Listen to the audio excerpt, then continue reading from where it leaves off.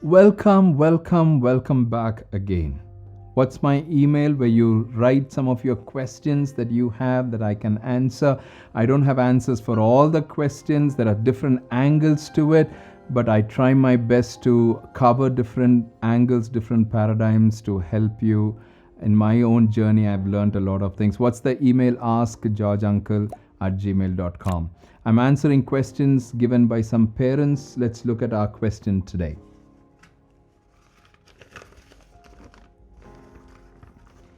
My son is in a relationship with a girl.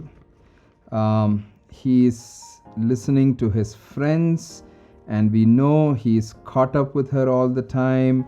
I know teenage life is a life, they get into relationships, but we don't know what to do. I've said this several times. Sit and talk to your son. When you say a teenage son, I don't know, probably he's in school. That's what I guess from different things that you have written. When he's in school, that my heart goes dadak dadak, dil to pagal hai and kuch hota hai, and all of that attractions comes in. That's natural and normal. That attraction is natural and normal. You can't tell your son and saying, hey, you can't have some of those attractions, what it is, and things like that. That's natural and normal.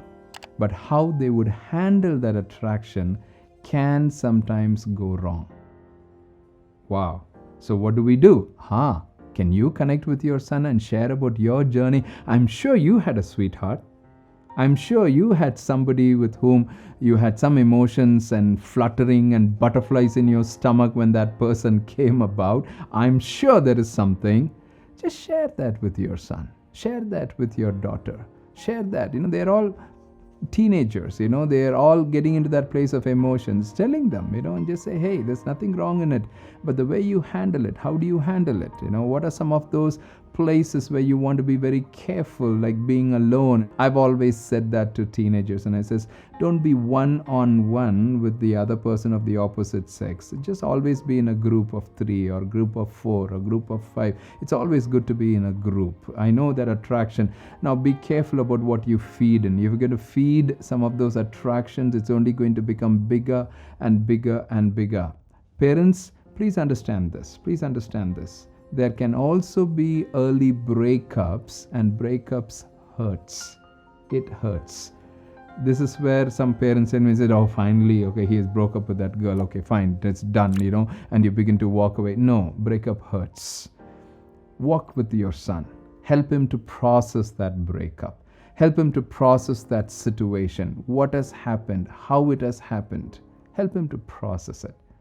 It was so funny some years ago when one of my son was in, I think, 7th grade, 8th grade, 6th grade maybe. The principal called me up and said, we are so shocked that your son has written a love letter to a girl and we have caught him red-handed. I said, really? And the principal said, yeah, it's a 2.5-page love letter. And I just said, can you send the love letter with him? I would like to talk to him. And so the principal said, yes, Mr. George, I know you will deal with it. So we are sending that letter. So he came back home, and when he came back home, at that time I was actually a little bit strong with my children, and he came back home, he was literally shivering, and he came and said, Daddy, I'm so sorry, I think the school called you, and I said, no problem. I think I responded very well at that situation, and I said, give me the love letter. And he said, no, it's okay. I said, no, just let's sit and study the love letter. We spent the next 1 hour doing a post-mortem on that letter. What statement he made, why he made that statement. When he made that statement, can that even be possible for a young girl, for a young boy? Is that even possible? What needs to happen in a married covenantal relationship, a committed relationship, and what can happen inside a relationship, a committed covenantal relationship, and what cannot happen outside or before a committed covenantal relationship, So I began to really talk with him. As I began to explain and talk and things like that, he began to really cry, and he said, Daddy, I will never again write a love letter. That's what I immediately says that, hey, when you're at the right age, I will teach you how to write a love letter. I will teach you how to write a love letter. Okay, we are at the right age. So this is what is happening, right? Parents, we have spent all our love before marriage and all the love letters flying in, and inside marriage there are no love letters. Inside marriage there are no places of communications that happens. One thing that my wife does, and she's a person who writes a lot and things that I'm a person who just speaks and shows certain things in service and things like that, and I move on.